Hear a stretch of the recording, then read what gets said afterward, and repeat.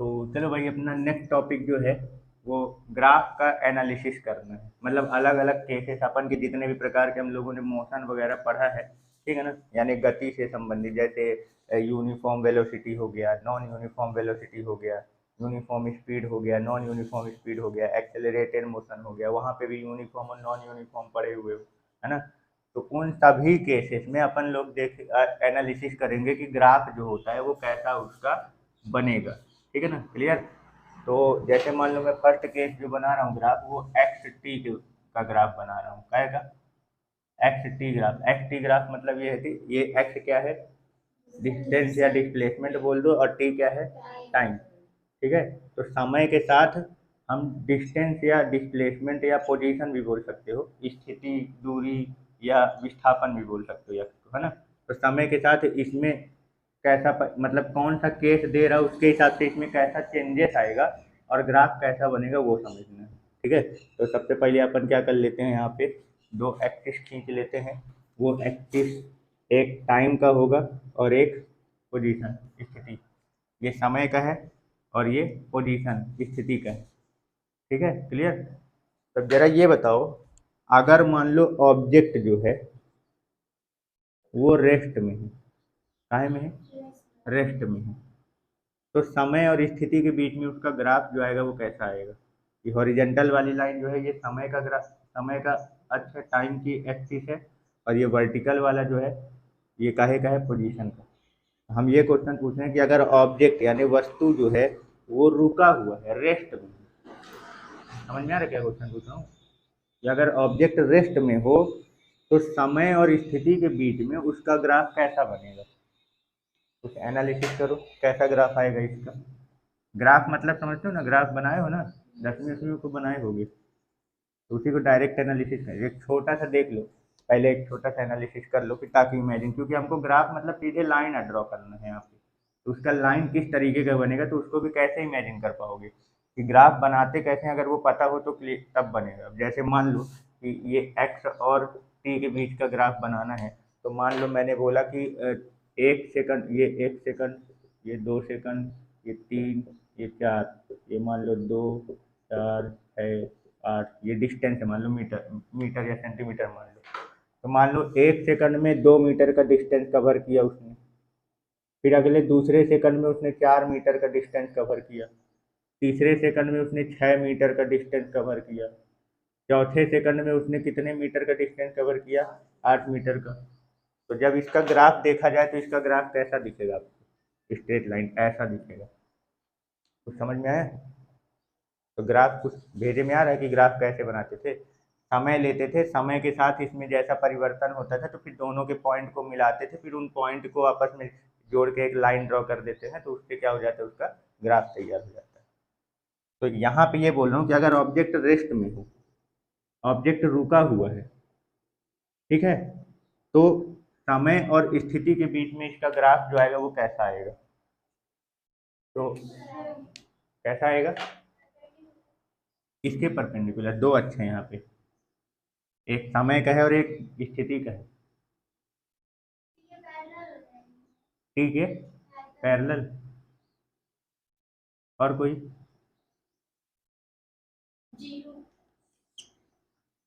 ठीक है, ग्राफ बनाना है, जीरो का है, वैल्यू थोड़ी पूछ रहा हूँ, ग्राफ बनाना है। तो समय और स्थिति के बीच में जो इसका ग्राफ बनेगा, ऑब्जेक्ट रेस्ट में, तो रेस्ट में है, तो ये बताओ, अब यही चीज़ यहाँ पे एनालिसिस करो। देखो हमने क्या बोला, समय और स्थिति के बीच में ग्राफ बनाना है, तो कैसा ग्राफ बनेगा अगर ऑब्जेक्ट रेस्ट में है। रेस्ट मतलब क्या है, रुका हुआ है, ये मोशन में नहीं है। तो भाई जैसे मान लो कि हमारी गाड़ी है, जैसे हम कहीं से दूरी नापते हैं अपना, अगर स्थिति नापेंगे तो एक रेफरेंस पॉइंट से नापते हैं कि नहीं नापते, निर्देश बिंदु से। तो निर्देश बिंदु अपना ओरिजिन रहता है, तो वहां से मान लो हमारी गाड़ी जो खड़ी है वो मान लो कितनी दूरी पर खड़ी है, 5 मीटर की दूरी पर खड़ी है। कितनी दूरी पर, 5 मीटर की दूरी पर अभी खड़ी है हमारी गाड़ी। ये जो ये वाला जो ग्राफ है एक्स जो है, ये डिस्टेंस बता रहा है, और ये क्या बता रहा, टाइम। तो अभी मान लो हमारी गाड़ी जो है वो ओरिजिन से या रेफरेंस पॉइंट से, निर्देशांक बिंदु से, वो कहाँ पे स्थित है, 5 मीटर की दूरी पर है। अब मैं बोल रहा हूँ कि मेरी गाड़ी रुकी हुई है, रेस्ट में है, चल नहीं रही है, पर समय थोड़ी रुकेगा। समय तो चलता जाएगा ना। तो मान लो मैंने एनालिसिस किया कि 1 सेकंड में जब मैं दूरी नापा तो 1 सेकंड में कितनी दूरी आ रही, 5 मीटर ही है।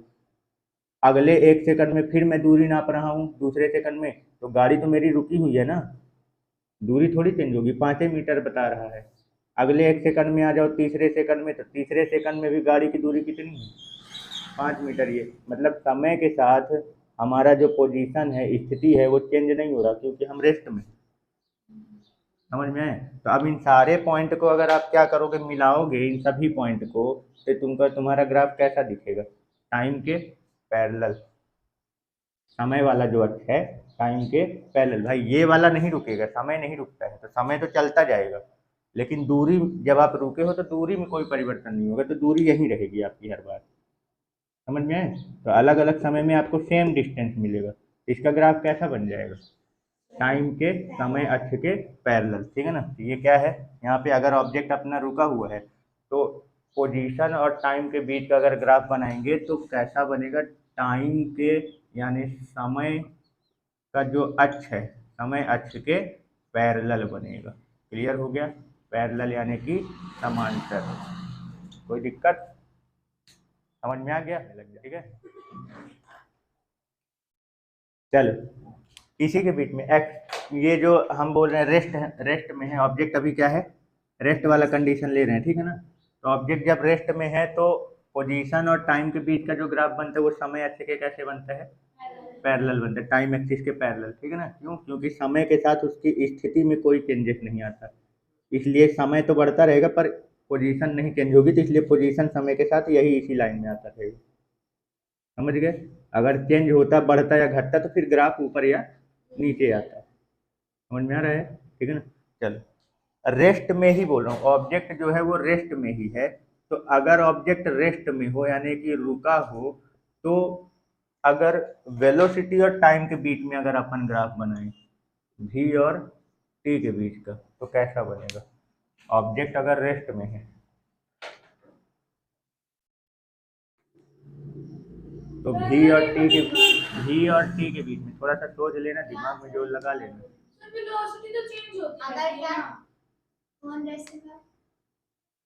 मैं ऑब्जेक्ट जो मोशन में था, ठीक है ना, कोई ऑब्जेक्ट अगर क्या हो, रेस्ट में हो, रुका हुआ हो, तो वेलोसिटी और टाइम के बीच में जो ग्राफ बनेगा वो कैसा बन के आएगा, हाँ, ग्राफ नहीं बनेगा। समझ में आया क्या बोल रहा हूँ? ग्राफ नहीं बनेगा भाई, वेलोसिटी है ही नहीं यहाँ पे।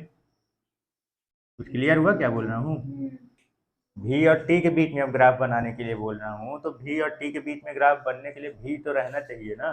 तो जब ऑब्जेक्ट को तुम रेस्ट में करके रखे हो, ऑब्जेक्ट चल ही नहीं रहा, तो स्पीड और वेलोसिटी कहाँ है? जब ऑब्जेक्ट मोशन में आएगा तब ना स्पीड और वेलोसिटी काउंट करोगे कि पर यूनिट टाइम में कितना डिस्टेंस कवर कर रहा है, तब तो उसकी वेलोसिटी या स्पीड आएगी, वेग और चाल। तो जब ऑब्जेक्ट रेस्ट में है तो भाई speed is equal to distance upon time. अब डिस्टेंस कवर ही नहीं हो रहा है, वो रुका हुआ है, समय के साथ अपनी पोजीशन में चेंजेस ही नहीं कर रहा है, तो उसका डिस्प्लेसमेंट कितना आएगा, जीरो डिस्प्लेसमेंट रहती है, तो कुछ भी टाइम हो इसका जीरो, स्पीड का ग्राफ है ना आएगा यहाँ पे। समझ में आया? यानी कि अगर ऑब्जेक्ट रेस्ट में हो तो वेलोसिटी और टाइम के बीच में इसका ग्राफ जो होता है वो नहीं बनता। क्लियर हो गया? कोई दिक्कत? इसका ग्राफ जो है वो नहीं बनेगा। रेस्ट में हो तो एक्सेलरेशन और टाइम के बीच में कैसा ग्राफ बनेगा, एटी के बीच में, ऑब्जेक्ट रेस्ट में ही है, इसमें भी नहीं बन, जब वेलोसिटी नहीं है तो एक्सेलरेशन कहाँ से आएगा, क्योंकि जब वेलोसिटी, पहली बात तो वेलोसिटी होना चाहिए और होने के साथ चेंजेस होना चाहिए, तब जाके एक्सेलरेशन आता है। तो जब वो रुका हुआ है तो वेलोसिटी उसकी नहीं है, अब वेलोसिटी नहीं है तो सीधी सी बात है एक्सेलरेशन भी नहीं आएगा। समझ गए? यानी यहाँ पे भी आपका ग्राफ जो है वो नहीं बनेगा। क्लियर हो गया? कोई डाउट? तो अगर ऑब्जेक्ट रेस्ट में हो तो पोजीशन और टाइम के बीच में अगर ग्राफ बनाए तो पोजीशन है वो 5 मीटर की दूरी पर मान लो रुका हुआ है, तो समय के साथ उसका स्थिति जो है वो 5 मीटर ही है, वो समय के साथ अपनी स्थिति में कोई चेंजेस नहीं कर रहा है। ठीक है ना? तो इसलिए टाइम के रिस्पेक्ट, समय के सापेक्ष, समय अक्ष के इसका ग्राफ जो बन जाता है वो कैसा बन जाता है, पैरेलल। लेकिन अगर ऑब्जेक्ट रेस्ट में हो तो वेलोसिटी टाइम वीटी ग्राफ और एटी ग्राफ जो है वो नहीं बनता है। क्यों? क्योंकि जब रेस्ट में होता है तो वेलोसिटी उसका वेलोसिटी या स्पीड यानी वेग और चाल तो आएगी नहीं, जीरो। तो जब है ही नहीं वेग और चाल तो ग्राफ है ना बनेगा। और सीधी सी बात है, जिसमें वेग नहीं है तो उसका त्वरण भी नहीं होगा। एक्सेलरेशन ना होने के दो रीजन है। एक्सेलरेशन एक्सेलरेशन कब कब जीरो हो सकता है? अगर ऑब्जेक्ट रेस्ट में हो, ऑब्जेक्ट क्या हो, रुका हो, ऑब्जेक्ट क्या हो, रुका हुआ हो, तो उसका एक्सेलरेशन क्या होगा, जीरो। और दूसरा, वेलोसिटी अगर मान लो है पर चेंजेस नहीं हो रहा है, वेलोसिटी में चेंजेस नहीं हो रहा, तब भी क्या हो जाएगा, जीरो। तो यानी दो केस में है एक्सेलरेशन का जीरो। पहला केस, रेस्ट में हो अगर ऑब्जेक्ट, रुका हुआ हो, तो उसका त्वरण नहीं होगा, जीरो, क्योंकि वेलोसिटी ही नहीं है। अब मान लो वेलोसिटी है पर वेलोसिटी समय के साथ चेंज नहीं हो रहा, एक्सेलरेशन क्या कहलाता है, त्वरण क्या कहलाता है, changes in velocity upon time, है ना, वेग में परिवर्तन बटे समय। तो जब वेग में परिवर्तन ही नहीं होगा तो उसका एक्सेलरेशन तब वहां पे भी जीरो आएगा। मतलब यूनिफॉर्म वेलोसिटी में, कैसा, यूनिफॉर्म वेलोसिटी अगर है तब भी, यानी एक समान वेग से अगर वो गति कर रहा है तब भी उसका एक्सेलरेशन क्या हो जाएगा, जीरो हो जाएगा। तो ग्राफ क्लियर हुआ। रेस्ट के कंडीशन में एक्स टी वी टी और ए टी के बीच में ग्राफ कैसा आएगा, तो एक्स टी में टाइम एक्सिस के पैरेलल हो जाएगा, वी टी और ए टी ग्राफ आपको इसमें इस कंडीशन में नहीं मिलेगा। ठीक है, समझ गए? चलो, तो ऑब्जेक्ट रेस्ट में था तो उसका बना लिए। अब मान लो ऑब्जेक्ट रेस्ट में नहीं है, ऑब्जेक्ट जो है वो क्या है, यानी कोई भी वस्तु जो है वो मान लो काहे में है, मोशन में है। मोशन यानी गति में है, गति मतलब समझ रहे हैं ना, समय के साथ उसकी स्थिति में परिवर्तन हो। गति किसको बोलते हैं, कि अगर वस्तु गति में है तो क्या बोला जाता है, कैसे पहचानते हैं, तो समय के साथ उसकी स्थिति में परिवर्तन। अगर टाइम के रिस्पेक्ट में ऑब्जेक्ट के पोजीशन में अगर आपको चेंजेस देखने को मिलता है तो इसका मतलब वो मोशन में है, गति में है। और अगर समय के साथ उसके पोजीशन में चेंजेस देखने को नहीं मिलता है, उसकी स्थिति में अगर कोई परिवर्तन नहीं होता, तो इसका मतलब वो मोशन में नहीं है। तो इसके पहले जो अपन कर रहे थे वो रेस्ट कंडीशन का था। अब क्या करना है, मोशन में है अगर ऑब्जेक्ट, तब कैसा बनेगा, ठीक है ना। तो मान लो मोशन के लिए अपन कौन सा ले रहे हैं, यूनिफॉर्म मोशन ले रहे हैं। क्या ले रहे हैं, यूनिफॉर्म मोशन। यूनिफॉर्म मोशन का मतलब एक समान गति। तो अगर यूनिफॉर्म मोशन में अपन वही टाइम और पोजीशन के बीच में अगर ग्राफ बनाए तो बताओ जरा कैसा बनेगा। समय और स्थिति के बीच में अगर ग्राफ बनाए, यूनिफॉर्म मोशन, पहले यूनिफॉर्म मोशन बताओ कहते किसको है, पहले एक समान गति किसे कहा जाता है,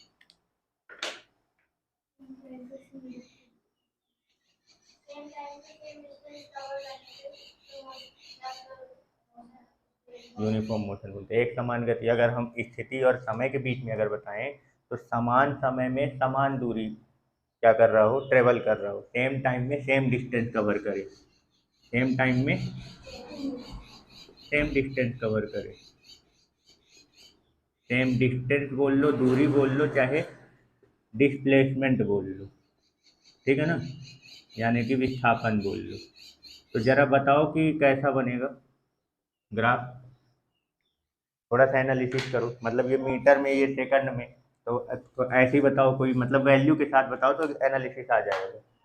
तो बताओ सेम टाइम में सेम डिस्टेंस कवर करे, तो जैसे मान लो मैं यहाँ पे ले ले रहा हूँ 1 2 3 4 5 6, ये मतलब मीटर है, 1 मीटर 2 मीटर 3 मीटर 4 मीटर। ऐसे इधर टाइम ले ले रहा हूँ 1 second 2 second 3 second 4 second 5 second, ऐसे मान लो ले ले रहा हूँ। तो अब बताओ थोड़ा सा, पहले पॉइंट वगैरह एनालिसिस करो थोड़ा सा। मतलब पहले 1 सेकंड में कितनी मीटर की दूरी कवर किया, मान लो 1 मीटर का, तो इसका पॉइंट यहाँ पे आएगा। फिर मतलब हर 1 सेकंड में तुम 1 1 मीटर की ही दूरी कवर करा रहे हो, सेम टाइम में सेम डिस्टेंस। तो पहले 1 सेकंड में 1 मीटर की दूरी कवर किया, फिर अगले 1 सेकंड में 1 मीटर की दूरी और कवर किया, तो कहाँ पहुंच जाएगा, उसकी पोजीशन कहाँ आ जाएगी, 2 मीटर में आ जाएगी, है ना। यानी दूसरे सेकंड में 2 मीटर में पहुंच गया, तो यहाँ पे आएगा पॉइंट। अगले 1 सेकंड में, अब सेम टाइम में सेम डिस्टेंस कवर कराना है, तो अगले सेकंड में हमको 1 ही मीटर की दूरी कवर कराना है, तो यानी तीसरे सेकंड में लाओगे तो 3 मीटर की दूरी। समझ में आ रहा है? इसका ग्राफ कैसा दिखेगा तुमको? ये समझ में आया?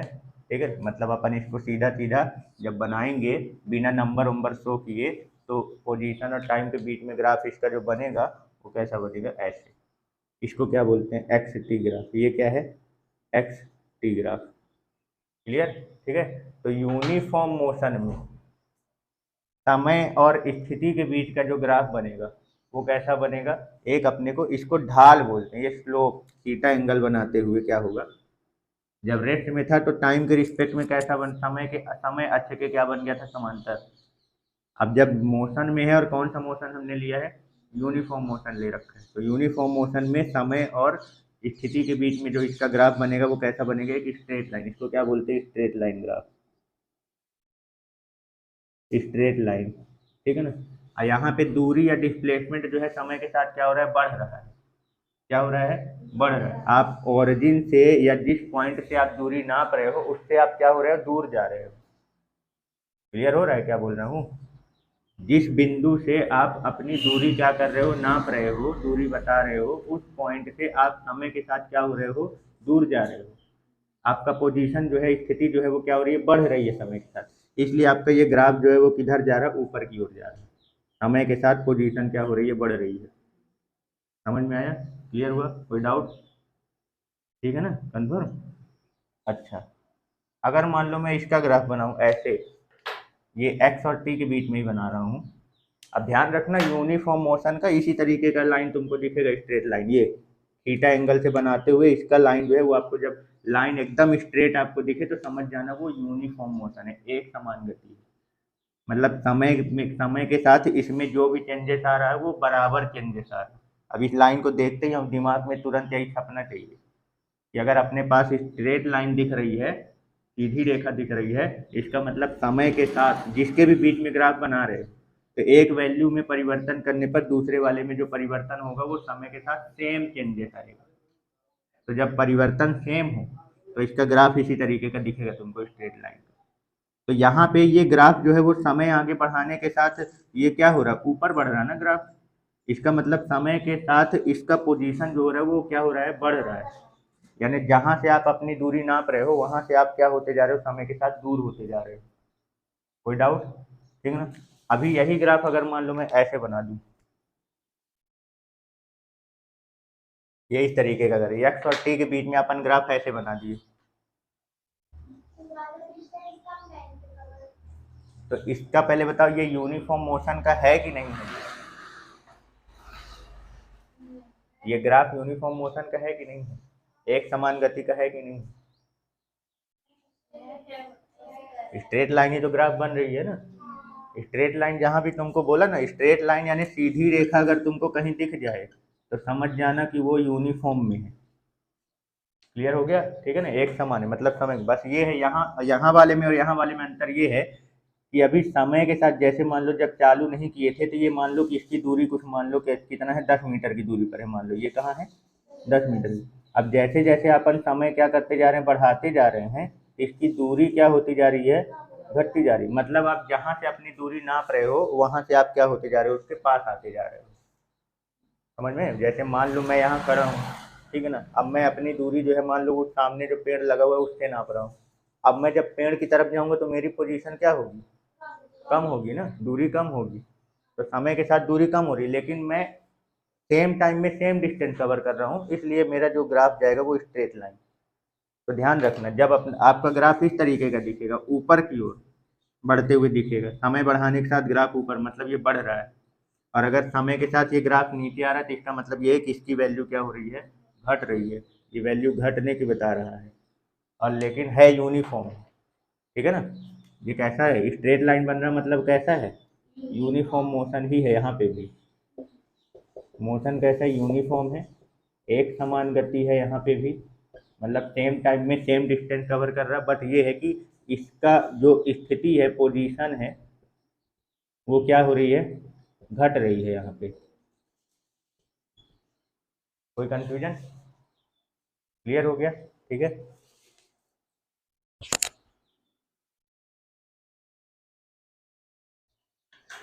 ठीक, क्लियर ना, इसमें कोई डाउट तो नहीं है। तो यूनिफॉर्म मोशन में अपन पोजीशन और टाइम के बीच में अगर ग्राफ बनाते हैं तो कैसा बनेगा, अपने को एक स्ट्रेट लाइन ग्राफ दिखेगा। तो स्ट्रेट लाइन ग्राफ अगर ऊपर की ओर जाते हुए दिख रही है तो समझ जाना समय के साथ उसकी पोजीशन में क्या हो रहा है, चेंजेस, मतलब जो पोजीशन है वो क्या हो रही है, एक समान रूप से बढ़ रही है, उसकी स्थिति क्या हो रही है, बढ़ रही है।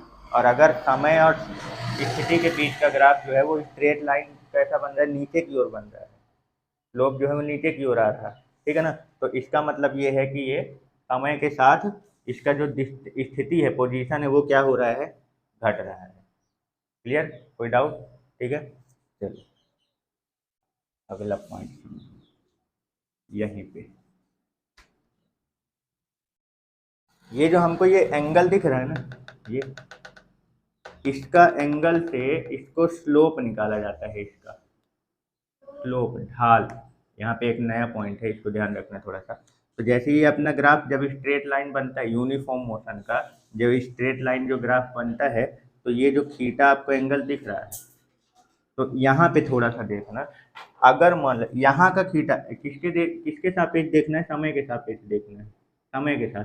तो यहीं से तुमको लेके आना है, तो ये थीटा यहाँ का देखो और थोड़ा सा ये थीटा यहाँ का देखो, इन दोनों एंगल में कुछ चेंजेस दिख रहा है तुमको? किससे? ये वाला, ये 90 से, वो 90 से ज़्यादा है। तो यहाँ पे ध्यान रखना, अगर मान लो किसी के भी बीच में आप ग्राफ बना रहे हो, तो जरा ये देखो कि अगर थीटा 90 से कम बन रहा है तो इसका मतलब ये क्या कर रहा है, ग्राफ कहाँ जा रहा है, ऊपर, यानी कि वैल्यू क्या हो रही है, बढ़ रही है। और अगर ग्राफ आपका टाइम, मतलब यहाँ पे जो एक्सिस बनाए हो, समय के साथ इसका जो ग्राफ, इसका आप एंगल देखो ग्राफ के बीच का, तो ये 90 से क्या है, बड़ा है। तो 90 से बड़ा आ रहा, क्यों आ रहा है, क्योंकि ये नीचे इसका ग्राफ जा रहा है। तो एक एंगल से पहचानने का तरीका है कि अगर थीटा इज लेस देन 90, अगर थीटा 90 से क्या होगा, कम होगा, तो इसका मतलब ये है कि वैल्यू क्या हो रही है, बढ़ रही है। समय के साथ वैल्यू क्या हो रही है, जो भी, जैसे यहाँ पोजीशन है ना, पोजीशन के बीच में बनाए, यहाँ स्थिति, समय और स्थिति के बीच में ग्राफ बन रहा है, तो समय के साथ इसकी स्थिति जो है वो क्या हो रही है, समय तो हमेशा बढ़ता रहेगा, समय तो कभी घटेगा नहीं, वो तो कभी नहीं रुकेगा, वो तो हमेशा आगे ही जाएगा। अब उसके सापेक्ष आप बाकी की चीज़ें देखो तो वो बढ़ रही है कि घट रही है। तो अगर theta is less than 90 degree, यानी एंगल अगर आपका 90 से क्या दिख रहा है, कम दिख रहा है, समय के सापेक्ष ही बनाना है। तो अगर तो इसका मतलब ये है कि समय के साथ यहाँ पोजीशन बना रहे हो तो इसकी स्थिति जो है वो क्या हो रही है, बढ़ रही है। क्लियर? और अगर थीटा, तो ये केवल इसके बस के लिए नहीं है, जिसका भी ग्राफ ऐसा बनेगा स्ट्रेट लाइन, तो वहाँ थीटा अगर 90 से कम है तो इसका मतलब समय के साथ उसकी वैल्यू में क्या हो रही है, वृद्धि हो रही है, बढ़ रही है। और अगर थीटा 90 से क्या हो जाए, ज़्यादा, तो इसका मतलब ग्राफ कहाँ आ रहा है, ऊपर से नीचे आ रहा है। नीचे से ऊपर जाएगा तो ऐसे ग्राफ बनेंगे, और अगर ऊपर से नीचे आएगा तो ऐसे बनेगा, तो ये वाली वैल्यू जो है वो 90 से क्या हो जाएगी, बढ़ी। तो ये, अब ये ध्यान रखना इस चीज़ को। तो थीटा इज ग्रेटर देन अगर 90, तो इसका मतलब क्या हुआ कि समय के साथ यहाँ पे पोजीशन के बीच में बनाए, तो समय के साथ इसकी पोजीशन जो है, स्थिति जो है वो क्या हो रही है, घट रही है। क्लियर हो गया, कोई डाउट? ठीक है, चलो, यूनिफॉर्म मोशन का समझ गए, पोजीशन और टाइम के बीच में ग्राफ कैसा बनेगा, ठीक है ना, स्ट्रेट लाइन बनेगा, एक थीटा इज लेस देन 90 वाला और एक थीटा इज ग्रेटर देन 90 वाला, यानी जब 90 से कम वाला और 90 से बड़े वाला। तो 90 से कम है तो इसका मतलब समय के साथ स्थिति क्या हो रही है, बढ़ रही है। और अगर ग्राफ के बीच में, टाइम और ग्राफ के बीच में 90 से कम बने तो इसका मतलब समय के साथ उसकी पोजीशन क्या हो रही है, घट रही है। रेस्ट पोजीशन में थीटा कितना बनेगा, स्थिति समय ग्राफ और समय के बीच में,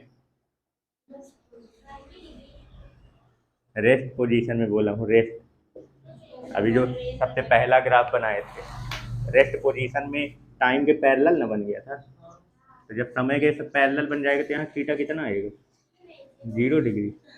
समझ गए भाई, ये रेस्ट के कंडीशन में जब बनाए थे तो यहाँ थीटा क्या आ रहा है, 0 डिग्री आ रहा है। और जब यूनिफॉर्म मोशन में किए थे तो दो ठो केस बन गए। तो यूनिफॉर्म मोशन में कैसे बने, एक ऊपर की ओर बन गया और एक इसमें नीचे की ओर बना यूनिफॉर्म वाले में। तो इसमें थीटा जो है वो लेस देन 90 और इसमें जो थीटा है वो क्या है, ग्रेटर देन 90। क्लियर ना? ठीक है, चलो इस वाले के केस में यहाँ देखो, ये बताओ, मान लो कि यहाँ पे मैं इसमें एक, यहाँ पे ये जो थीटा दिख रहा है ना ये, तो इससे अगर टेन थीटा की वैल्यू निकालूं, किसकी वैल्यू निकालूं, टेन थीटा। ये टेन थीटा का मान कितना आएगा, टेन थीटा की वैल्यू अगर निकालूं तो इस टेन थीटा का फॉर्मूला क्या बनेगा। इस फॉर्मूले को बनाने के लिए इसमें ये जो ग्राफ आपका एफ टी ग्राफ दिख रहा है ना, इसमें कहीं पे भी एक पॉइंट ले लो, मान लो टी समय में इसका कुछ ना कुछ पोजीशन है, मान लो। अब यहाँ से एक क्या कर लो, परपेंडिकुलर लाइन क्या कर लो, ड्रॉ कर लो 90 डिग्री। तो अब जरा बताओ टेन थीटा बराबर क्या आएगा। ये किसके सामने, ये वाला जो ग्राफ है, ये वाली लाइन है, वो किसके सामने है, एक्स, यानी ये वाली दूरी जो है ये एक्स है कि बराबर भी बताएगी ना, यानी यहाँ एक्स है और ये क्या है, टी। तब जरा बताओ टेन थीटा बराबर क्या आएगा, परपेंडिकुलर अपॉन बेस, लंब बटे आधार, तो क्या हो जाएगा एक्स अपॉन टी। और एक्स अपॉन टी बराबर क्या होता है, दूरी बटे समय, यानी कि ये tan theta is equal to क्या आ जाएगा, इसकी स्पीड या वेलोसिटी। अगर अपने को यक्स टी ग्राफ से, और इसी टेन थीटा को क्या बोलते हैं, इसका ग्रेडियंट बोलते हैं, क्या बोलते हैं, ग्रेडियंट, प्रवणता, ध्यान रखना, टेन थीटा को क्या बोलते हैं, ग्रेडियंट बोलते हैं। ग्रेडियंट यानी कि प्रवणता। इसी को क्या और क्या क्या बोलते हैं, इसी को स्लोप बोलते हैं, क्या बोलते हैं, स्लोप, ढाल। तो यूनिफॉर्म मोशन में क्या बोला, यूनिफॉर्म मोशन में एक समान गति में एक्स टी ग्राफ जो आपका आता है, एक्स टी ग्राफ का जो स्लोप होता है, स्लोप या ग्रेडियंट, क्या बोला, स्लोप या ग्रेडियंट आपको क्या बताएगा, किसकी वैल्यू बताएगा, वेलोसिटी, कि वो किस स्पीड से चल रहा है। ग्राफ में अगर अपने को एक्स टी ग्राफ हमको दे रखा है और उस एक्स टी ग्राफ में अगर अपने को कहीं पे पता करना है, किसी टाइम के बीच में अपने को पता करना है कि यहाँ पे स्पीड कितनी है, तो उस स्पीड को निकालने के लिए आपको उसका क्या निकालना पड़ेगा, ग्रेडियंट या स्लोप, ढाल या प्रवणता। ठीक है ना? तो ढाल या प्रवणता यानी ग्रेडियंट या स्लोप किसको बोलते हैं, टेन थीटा को बोलते हैं। तो जब यहाँ पे अपन टेन थीटा की वैल्यू निकालेंगे, तो ये मैंने यहाँ से एक परपेंडिकुलर लाइन ड्रॉ कर लिया, तो ये हमारा थीटा के सामने वाला जो पॉइंट है ये क्या है, परपेंडिकुलर, 90 और थीटा को मिलाने वाला क्या है, बेस। तो ये वाली लाइन जो है वो एक्स एक्सिस, एक्स के पैरेलल आ रहा है ना पोजीशन के, तो ये वाला पोजीशन हो गया दूरी, और ये समय। तो tan theta equal to distance upon time या डिस्प्लेसमेंट अपॉन टाइम, दूरी या विस्थापन बटे समय। तो विस्थापन बटे समय क्या बताता है, वेलोसिटी, और अगर दूरी है तो क्या हो जाएगा, स्पीड, समझ गए, वेग या चाल। तो एक्स टी ग्राफ में जो ग्रेडियंट होता है वो क्या बताता है, वेलोसिटी। समझ में आया, क्लियर हुआ, कोई डाउट। यहाँ पे ग्रेडियंट कितना होगा, रेस्ट कंडीशन में एक्स टी के बीच का जो ग्राफ बनेगा यहाँ पे ग्रेडियंट कितना आएगा, ढाल कितना होगा,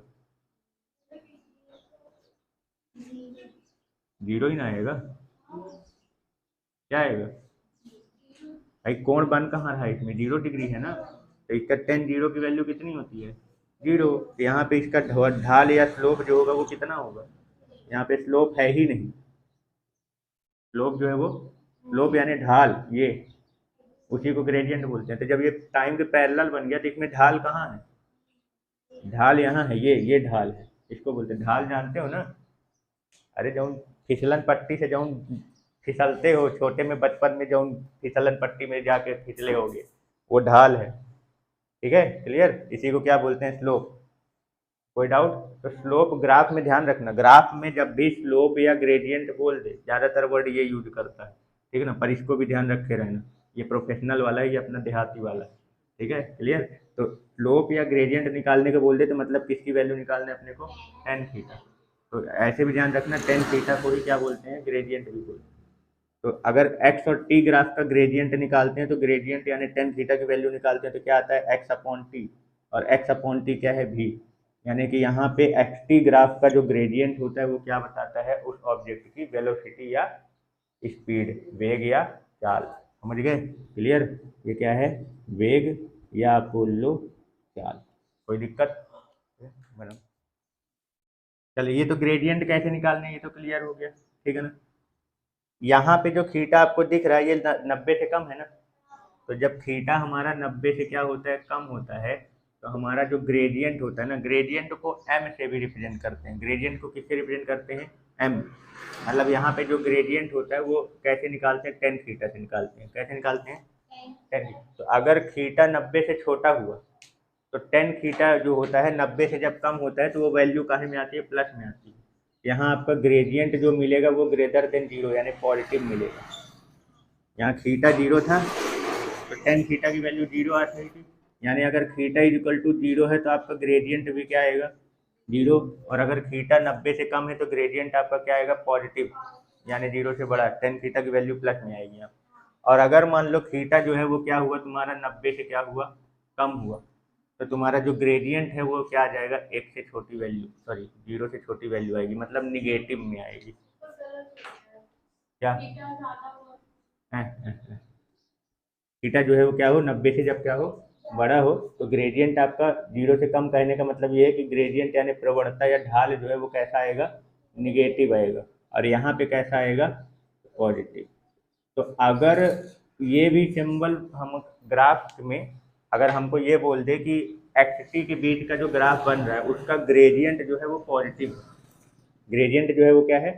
पॉजिटिव है, या आपको ग्रेडियंट की कुछ वैल्यू दे दे, प्लस में दे दे, तो इसका मतलब समझ जाना कि वहाँ पे जो वैल्यू है समय के साथ उसकी क्या हो रही है? बढ़ रही है। और अगर ग्रेडियंट दे देता है क्या? माइनस में, यानी प्रवणता या ढाल की जो वैल्यू है वो काहे में दे देता है? निगेटिव वैल्यू दे देता है। तो इसका मतलब समझ जाना कि उसकी वैल्यू जो है वो क्या हो रही है? घट रही है। क्लियर? तो इस थीटा से भी काफ़ी सारी जानकारी मिलते हैं ग्राफ के बारे में। कोई डाउट? ठीक है, निपटाओ। लग तो रहा है कि कुछ ज़्यादा